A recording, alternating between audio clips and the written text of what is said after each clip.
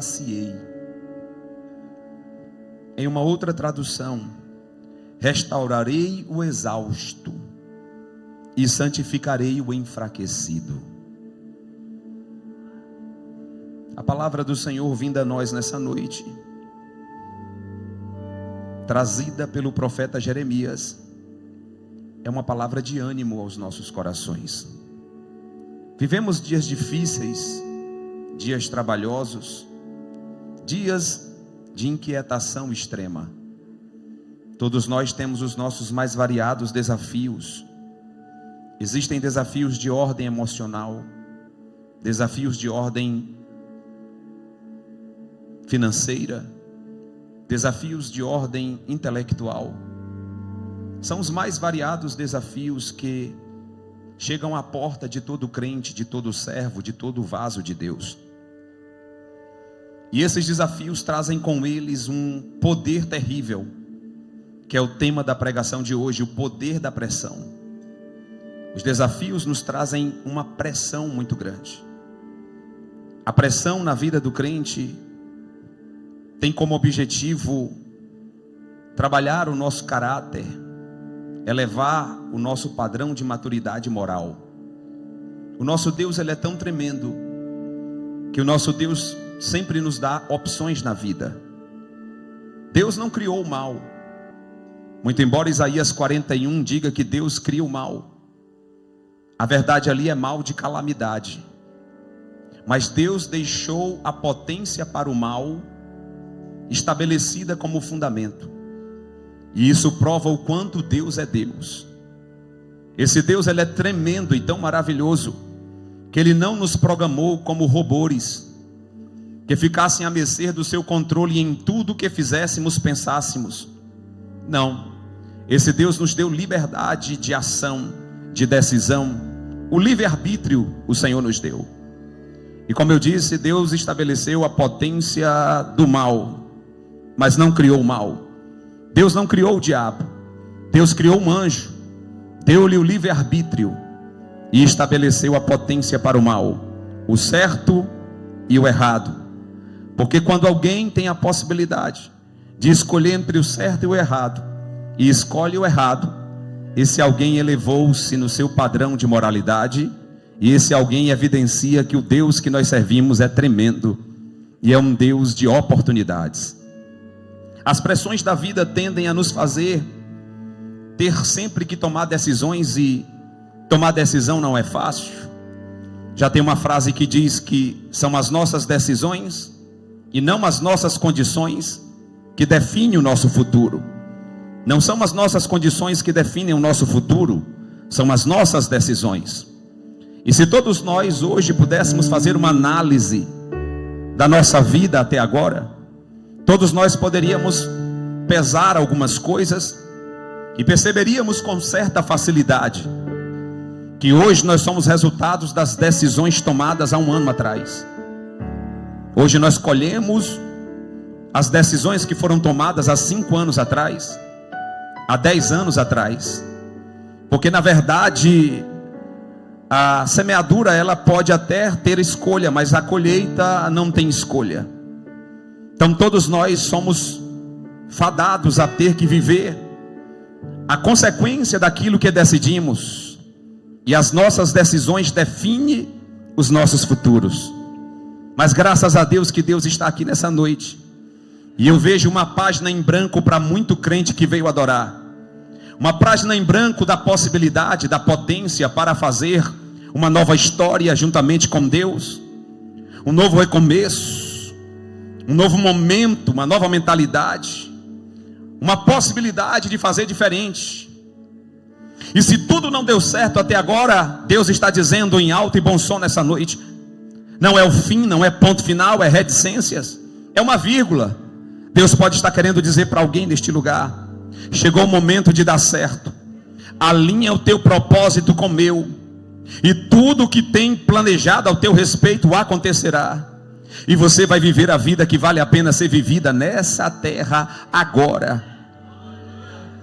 Eu me lembro do que Paulo disse, escrevendo a carta teológica à igreja aos Efésios, No capítulo de número 1, versículo de número 7, Paulo disse: Deus já nos abençoou com toda sorte de bênção nas regiões celestiais. Existem algumas teologias, alguns pregadores irresponsáveis, triunfalistas, que se apropriam desse texto para dizer: determine a tua vitória. Deus já te abençoou, está garantido, a vitória é sua. Mas a bem da verdade, há uma profundidade muito grande por trás desse texto, e que, se não for entendida, não nos levará ao comportamento necessário para desfrutarmos da bênção de Deus que já está garantida. Quem está entendendo até agora? E qual é a posição, pastor? Leia o contexto do capítulo de número 1 e também o capítulo de número 2, e você vai entender que essas bênçãos, elas coadunarão, elas se alinharão àqueles que estão vivendo o propósito de Deus.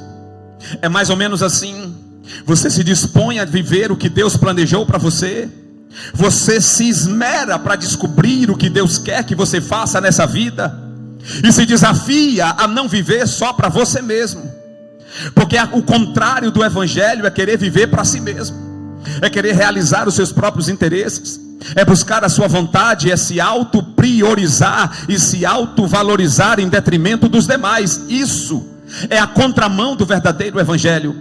O verdadeiro evangelho é negar-se a si mesmo, disse Jesus, é tomar a sua cruz, reconhecer as suas falibilidades, os seus fracassos, o que te fada nessa vida, os seus limites, e seguir uma caminhada em prol do reino de Deus e na propagação deste reino, de maneira que outras pessoas sejam alcançadas pela tua vida. Eu sou nessa noite impulsionado pela palavra de Deus para dizer para alguém que entrou aqui para adorar: você está vivendo de uma certa forma, mais ou menos, vivendo uma vida meieira, porque você pensa que Deus está aqui para realizar o que você quer, para atender os teus caprichos, as tuas vontades. Mas na verdade Deus é tão tremendo que Ele nos ensina o caminho. Jesus disse: eu sou o caminho. E que caminho é esse? O caminho da expressão e do posicionamento no reino. Atenção! E como é que eu devo viver no reino? Primeiro, o texto áureo da Bíblia Sagrada: porque Deus amou o mundo de tal maneira que deu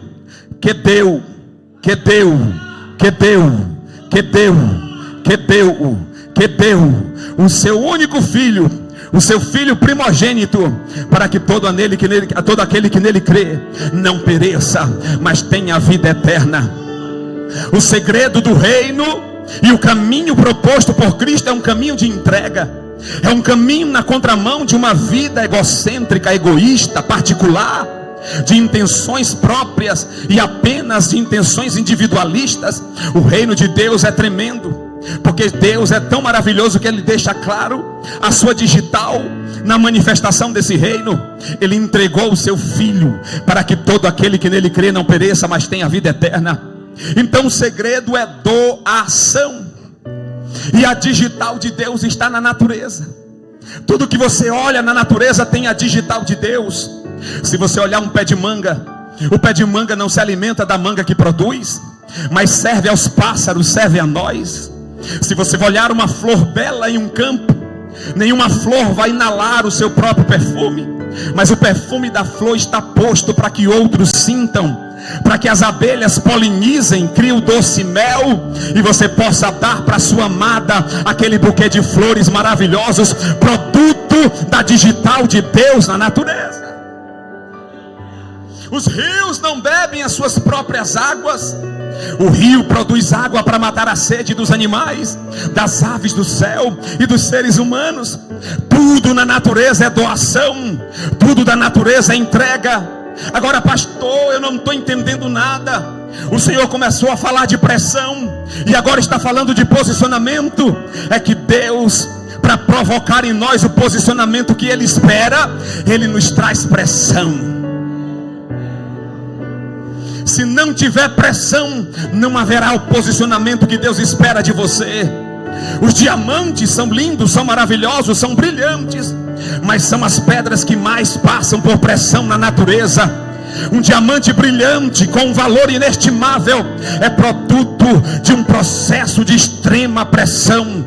Se você está numa pressão aqui, como o profeta Jeremias estava, se prepare para dar um glória a Deus, porque Deus não traz pressão sobre a vida de quem Ele não queira mostrar, Ele não queira evidenciar e também não queira usar.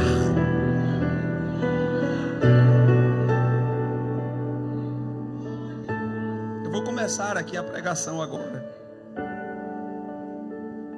As pressões da vida têm um único objetivo: me levar para o eixo programado pelo céu. No Salmo 139, que o pastor Denilson ensinou ontem aqui com muita propriedade e maestria, no verso de número 13, o salmista declarou em alto e bom som, evidenciando a onisciência desse Deus e também a sua onipotência, poder para fazer. No Salmo 139, verso 13, o salmista disse: todos os meus dias estão escritos no teu livro, antes mesmo que cada um desses viesse a existir. Então Deus está querendo nos colocar em um eixo, em um trilho chamado propósito. E não haverá vida que vale a pena ser vivida enquanto não vivermos o propósito que Deus estabeleceu para nós. Existe uma história escrita no céu ao teu respeito, irmão. Existe uma história escrita no céu ao teu respeito, amado. Você não é um acidente, você não é um fruto do acaso, você não é um mendigo de bênção, um mendigo espiritual. Você é alguém que foi comissionado pelo céu, e Deus investiu tudo em você. Ele investiu o seu filho, o sangue do seu filho, a vida do seu filho, uma vida pela sua vida, uma vida por outra vida. É o reino de Deus. Você tem um valor inestimável. Uma alma, diz a Bíblia, vale mais que o mundo inteiro. Aleluia. Toda pressão tem como objetivo último nos elevar ao status de protagonista da história de Deus. De novo, toda pressão tem como objetivo último nos elevar ao status de protagonistas e não assistentes, e não coadjuvantes, e não plateia, mas protagonista de uma história que Deus escreveu. Tá doendo? Tá difícil? Tá complicado? Tem interrogações sem respostas? Tem vazio no íntimo da alma? É carência de propósito, é carência de motivo. Porque quando a gente vive o propósito, a gente vive a vida que vale a pena ser vivida. Eu conversava com um amigo,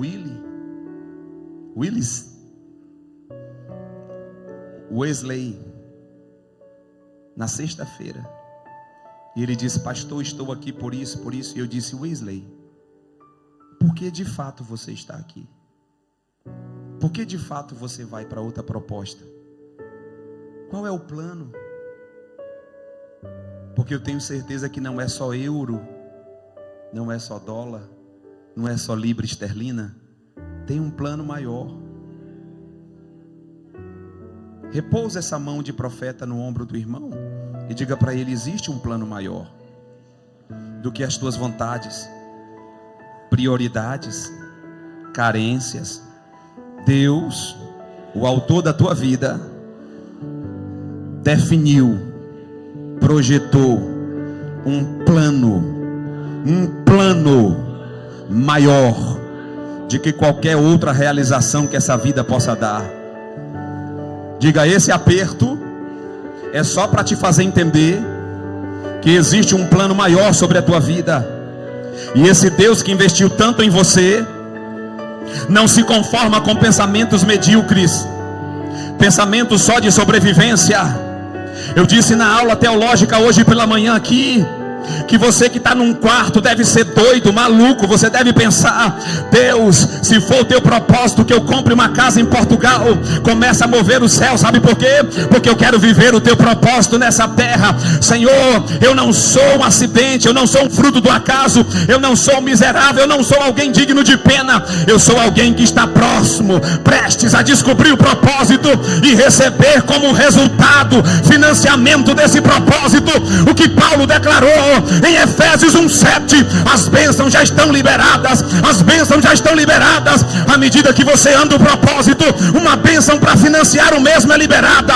À medida que você quer e se dispõe a viver o propósito de Deus, a bênção que já está programada para fazer acontecer o propósito planejado é liberada, é liberada, é liberada. Mas pastor, é que às vezes eu não entendo por que eu sofro tanto. Por que eu vivo esses dilemas que parecem equações sem solução, perguntas sem respostas, dilemas e dilemas? Por que eu sofro tanto? E eu vou ajudar você agora, em 5 minutos. Primeiro ponto da mensagem: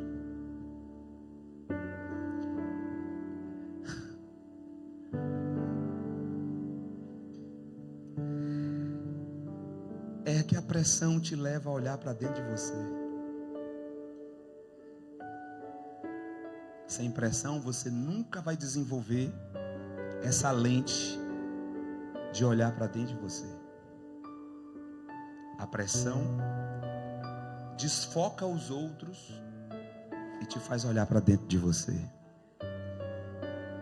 Ezequiel capítulo 1, capítulo 2, capítulo 3, capítulo 4, capítulo 7. Tem um profeta procurando o sentido da vida no cativeiro babilônico, em um dilema existencial terrível. Ele ouve a notícia de que a sua esposa morreu. A esposa que no capítulo 24 ele declara como delícia dos seus olhos, morreu. E ele está num cativeiro que ele não provocou. E ele vai até a beira de um rio chamado Rio Quedar, deita na margem desse rio e diz: Deus, por que tudo isso? A delícia dos meus olhos morreu, e nem do cortejo fúnebre dela eu pude participar. Parece que o sentido da vida se esvaiu pelos meus dedos. É nesse momento que a Bíblia diz que o céu se abre e que Ezequiel teve uma visão que nunca teve em Jerusalém: o trono móvel de Deus. E uma voz bradando: eu te chamei como profeta e te dei as nações, te farei ver o que poucos homens viram, porque a sua chamada é proporcional ao tamanho da sua dor. Eu vou falar de novo. A sua chamada é proporcional ao tamanho da sua dor. Às vezes Deus nos marca de forma tão profunda, tão íntima, com feridas que parecem ser incuráveis. Por quê? Para nos preparar para o tamanho do projeto que Ele tem na nossa vida. Foi o profeta Ezequiel que viu os querubins sustentando o trono. Foi o profeta Ezequiel que teve uma visão do templo renovado. Foi o profeta Ezequiel que teve a visão do vale de ossos secos e do vale revivendo, representando a nação de Israel. Foi Ezequiel que teve a visão do rio do Espírito de Deus, que quanto mais você entra, mais você mergulha, mais profundo fica. Foi Ezequiel que teve a visão da guerra final envolvendo o anticristo e Jesus Cristo. Visões como essas demandam pressão, responsabilidades como essa demandam pressão. Eu quero dizer para alguém que me ouve nessa noite: essa pressão não é em vão, essa pressão está vindo, porque essa pressão ela é proporcional à chamada de Deus na tua vida. A dor de hoje se converterá em uma visão grande trazida por Deus, um ministério impactante na terra. Levanta a mão e adora ao Deus que sabe trabalhar. Aleluia.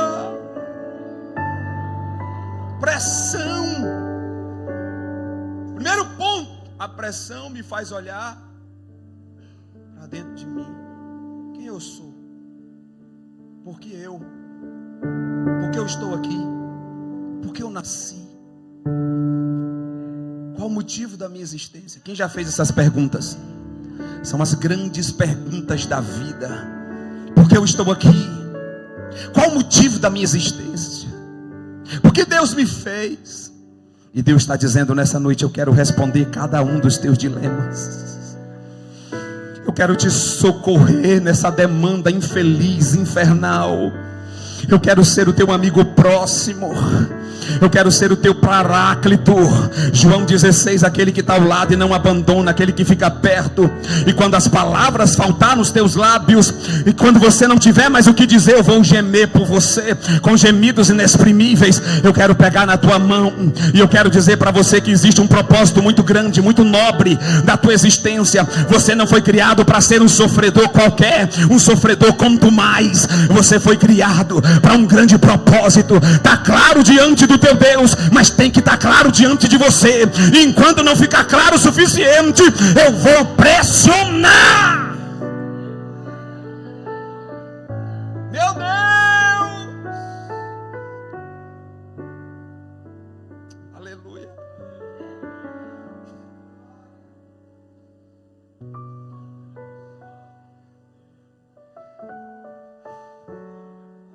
Por que isso acontece comigo?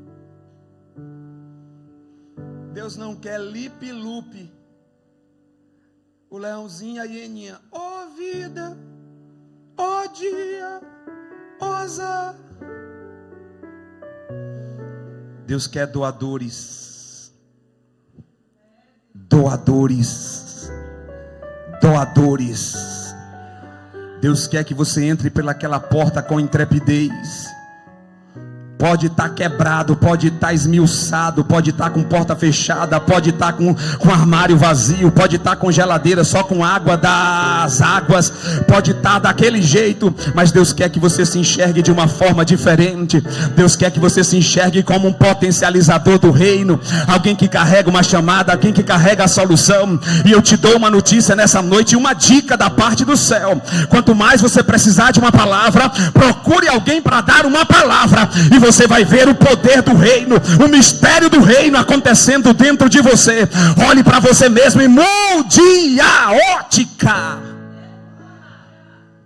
Deus não tem pena de coitadinhos. Deus quer que eu viva o propósito. Deus também não quer que eu viva em busca da felicidade. Deus quer que eu me realize no propósito dele. Em nome de Jesus, tem gente se perdendo nessa vida porque está buscando felicidade. Não se deu bem aqui, vai se dar bem em outro lugar. Aí muda de igreja para cá, muda de igreja para lá. Quer ser reconhecido, quer ser aceito. É busca de felicidade. Deus não projetou isso para você. Jesus disse: negue-se a si mesmo, encontre o seu propósito, e a vida que vale a pena ser vivida será vivida. Meu Deus, eu já vou terminar. A pressão nos traz um requinte de responsabilidade. Diga comigo: a pressão me impulsiona, me empurra para uma condição de assumir mais responsabilidade. Diga: autorresponsabilidade. A pressão vai me fazer mais avaliativo. Eu vou começar a avaliar o que eu falo, o que eu penso, o que eu digo, o que eu vejo. A pressão me faz fazer análise profunda. A pressão me faz fazer análise de mim mesmo e não do outro. A pressão me faz analisar e me levar para dentro de um posicionamento que agrada ao meu Deus. A pressão me impulsiona a responsabilidade. A pressão me impulsiona a autorresponsabilidade. Diga comigo: eu sou o único gestor da minha vida. Eu vou repetir isso de novo, que isso é poderoso. Eu sou o único gestor da minha vida. Quando Deus fez Adão, Deus diz: Adão, domine sobre tudo. Quando Deus fez Adão, Deus soprou nas narinas de Adão. O sopro de Deus é potência para. Diga comigo: potência para. potência para fazer, potência para realizar, potência para governar. Eu ia terminar, eu já vou terminar e já. Essa era a última parte, o Espírito Santo cortou por causa do horário, mas eu vou falar disso. Quando Deus projetou você, Deus te projetou e Ele colocou dentro de você os atributos comunicáveis da sua natureza. Olha que investimento. Diga comigo: Deus tem atributos incomunicáveis: onisciência, onipresença, onipotência, imutabilidade, eternidade. São atributos que só Deus tem. Ninguém mais no universo comporta tamanho poder, só Ele. Mas Deus tem atributos comunicáveis: capacidade de amar, capacidade de ser santo, capacidade de governo e mais 14 atributos.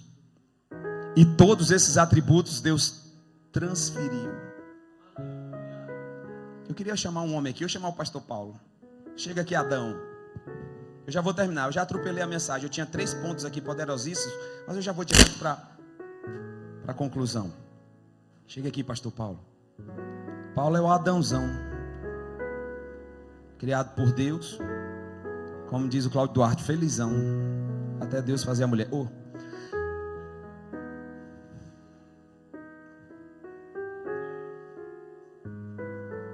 Coloca aqui para mim, Gênesis 1, 26. Já vou terminar. 8:15, não passo. Gênesis 1, 26. Coloca aí. E disse Deus: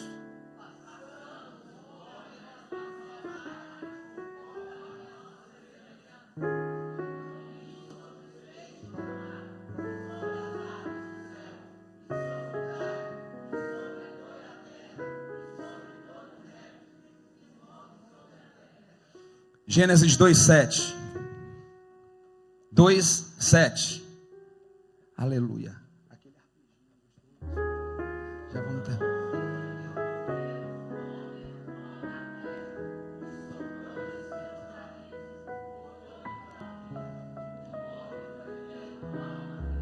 Nós temos um dilema aqui. Qual é o dilema?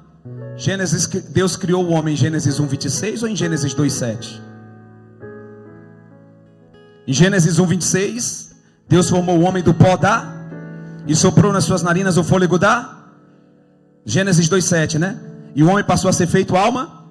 Mas no 1:26 a Bíblia diz: e disse Deus, façamos o homem conforme a nossa imagem, segundo a nossa semelhança, e domine sobre todas as coisas, os peixes do mar, as aves do céu, o gado e todo réptil que se move sobre a terra. Deus fez o homem quando? No 1:26 ou no 2:7? 26 ou 7? Diga: Deus não é igual a nós. Primeiro Ele projeta, depois Ele executa. Gênesis 1:26, Deus projetou. Oh, glória. Gênesis 2:7, Deus executou. Primeiro Deus fez um projeto. Diga: Deus pensou sobre e já idealizou tudo. Depois Ele projeta o que Ele idealizou. Ai, ai, ai, ai, ai. Então quando Ele viu o homem, Ele disse: façamos esse projeto conforme a nossa imagem e segundo a nossa semelhança. Eita, glória a Deus. Vale um glória aí, borocochô. Então Deus que projeta esse ser, idealiza de tal maneira e com requinte de investimento tão poderoso que Ele chega a dizer: é minha imagem e minha semelhança. Pergunta à igreja que gosta de ler a Bíblia: se Deus é espírito por definição e natureza, qual é a imagem de Deus? Logo, Deus não está falando de aparência, estereotipo. Deus está falando de valores. Então Deus disse: eu vou fazer um ser e vou atribuir-lhe valores que representarão a minha natureza, a minha essência. Aleluia. Você vai entender agora por que essa pressão na sua vida. Olha só. Gênesis 2:7. E formou o Senhor Deus o homem do pó Diga: primeira matéria-prima, terra. Diga: segunda matéria-prima, E soprou o Senhor Deus nas suas narinas fôlego. Diga, segunda matéria-prima, fôlego, sopro. Eu só continuo se você falar. Se você não falar, eu já vou parar. Sopro. Então Deus vai soprar nas narinas do homem. Então o homem é a junção de duas matérias-primas. Uma matéria-prima da terra e uma matéria-prima que não veio da terra. Você já entendeu porque não dá para viver sem Deus? Você está entendendo porque não tem como se autorrealizar, significar, entender, perceber e ter uma vida que vale a pena ser vivida sem contato com a fonte emanadora da tua existência? Não dá. Então Deus sopra. Quando Deus sopra nas narinas da matéria-prima da terra, o barro, Deus coloca dentro desse ser elementos da sua natureza. Então no sopro vai um combo do McDonald's, não, de Deus, do céu. Vai o sopro e entra para dentro. E quando entra dentro, capacidade para amar, capacidade de ser santo, capacidade de equilíbrio, capacidade de governo, capacidades.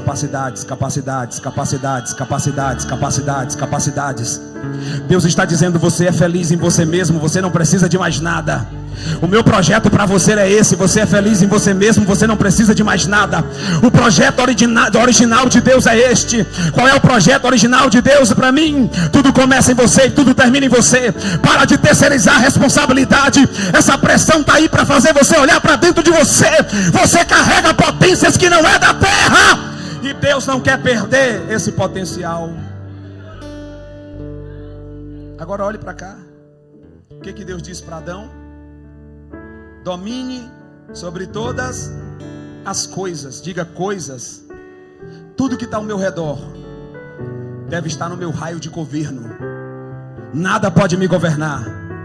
Nem um celular, nem as redes sociais, nem o dinheiro, nem o carro, nem as bênçãos. Nada pode me governar.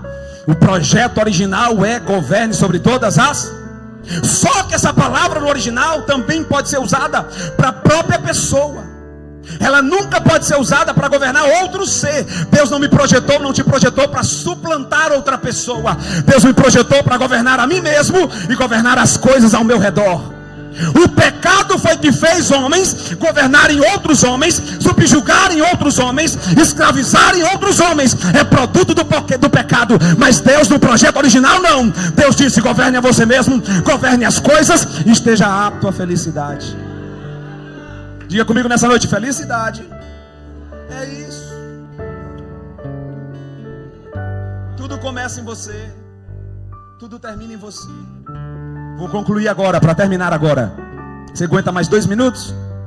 2 minutos? Vamos lá. Aí Deus pega esse homem e diz assim, ó: domine sobre tudo. Ou seja, Deus diz assim: eu te dou as condições, o habitat, as condições necessárias para que você aconteça.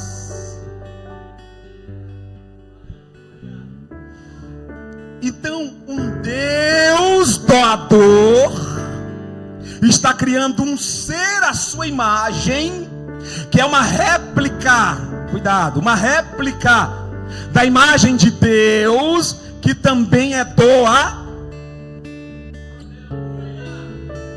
Então Deus não me criou para me ser amado. Deus me criou para... Se você não falar, Deus me criou para... Então Deus não me criou para ser abençoado. Deus me criou para... Então Deus não me criou para ser refugiado. Deus me criou para refugiar. Deus não me criou para apenas viver de palavra de ânimo de outro. Deus me criou para... Porque tudo na natureza e todos os projetos de Deus é para o outro. Então eu me arrisco nessa noite a dizer para você, sem medo de errar: a causa da tua existência é o outro. Se Deus colocou tudo isso aqui, foi para quê? Aí você, olha só, vou terminar agora. Aí você tá assim, ó, boiando.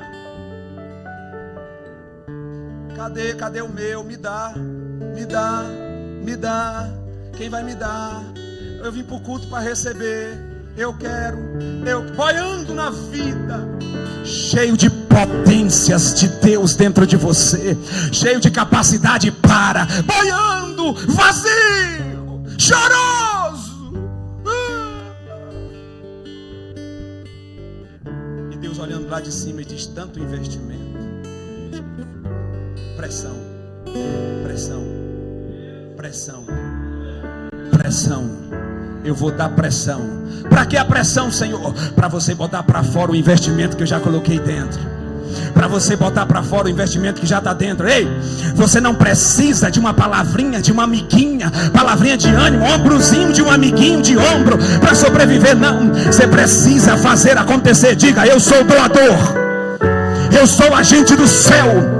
Eu me significo, me realizo, encontro o sentido da vida quando eu dou, quando eu dou, quando eu dou. Eu sou doador.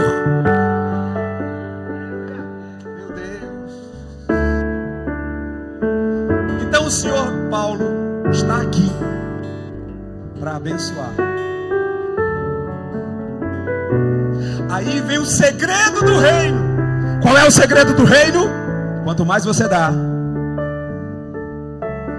Agora, pastor Paulo, o senhor ficou em pé aqui, obrigado. O diabo não brinca. Quando Jesus vem para realizar o plano maravilhoso de redenção, que é produto da essência de Deus, doação, o diabo chega e diz: não faz isso não. Pega o teu poder, te beneficia. Pensa em você, te coloca em primeiro lugar, te valoriza, seja o centro. Mas esse Jesus que veio para ser caminho, não poderia em hipótese nenhuma querer ser o centro, porque ele veio para não ser. Repete comigo: Jesus veio para não ser, para ensinar os homens que não sendo serão. Ei, Deus está fazendo cirurgia aqui nessa noite. Deus está salvando pessoas de si mesmas, porque Jesus veio a essa terra para 3 propósitos essenciais: me salvar do inferno, me salvar do diabo e me salvar de mim mesmo.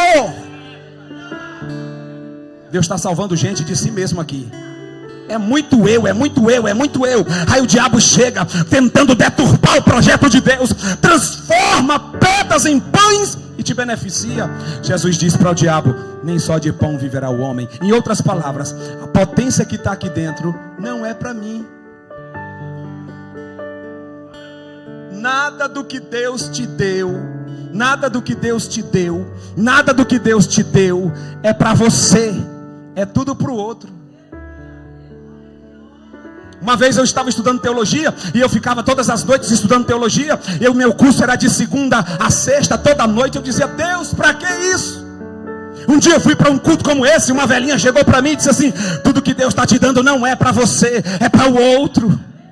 Porque a vida é essa, é uma vida de doação. Diga para mim: eu só existo aqui hoje.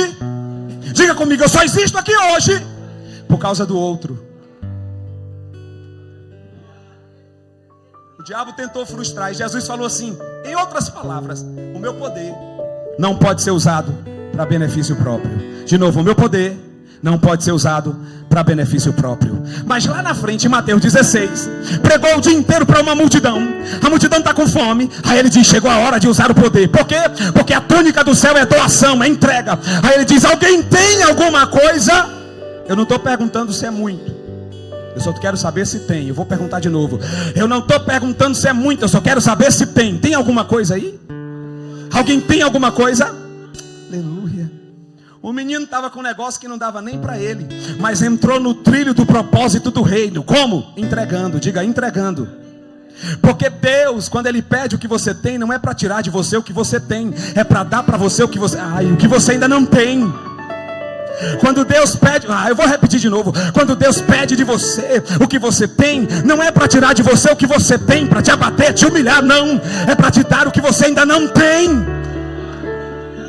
Meu Deus, o negócio está largando demais. Aí Jesus chega e diz assim: quem tem? O menino: eu tenho, mas é tão pouquinho. Aí Jesus disse: basta. E aí vem o milagre do reino. Qual é o milagre do reino? O milagre do reino é isso aqui, ó. E tendo dado graça não, de novo. Qual é o mistério do reino?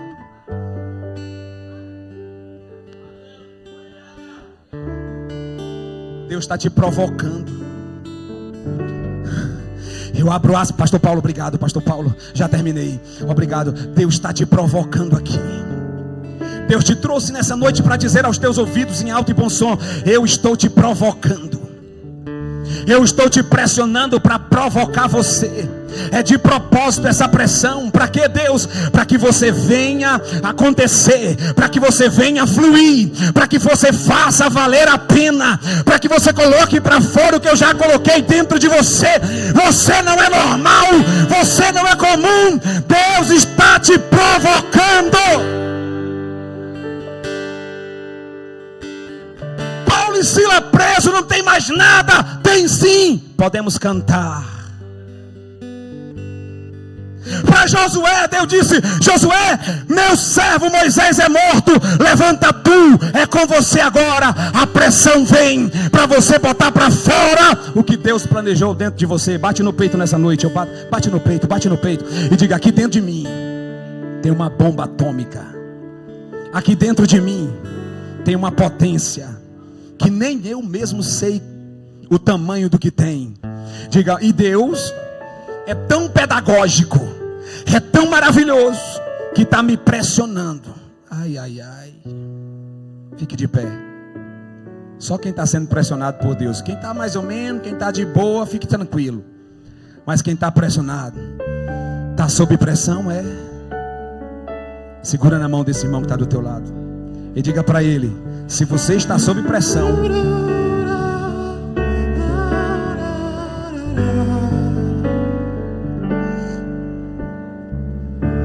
o que o olho não viu, nem ouvidos ouviu,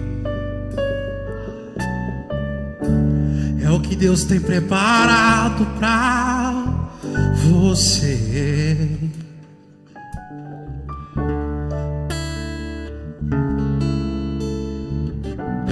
Segredos que não foram revelados, é o que Deus tem preparado pra você. Recebe essa música em tom de profecia. O que Deus fez até aqui, só nos resta agradecer.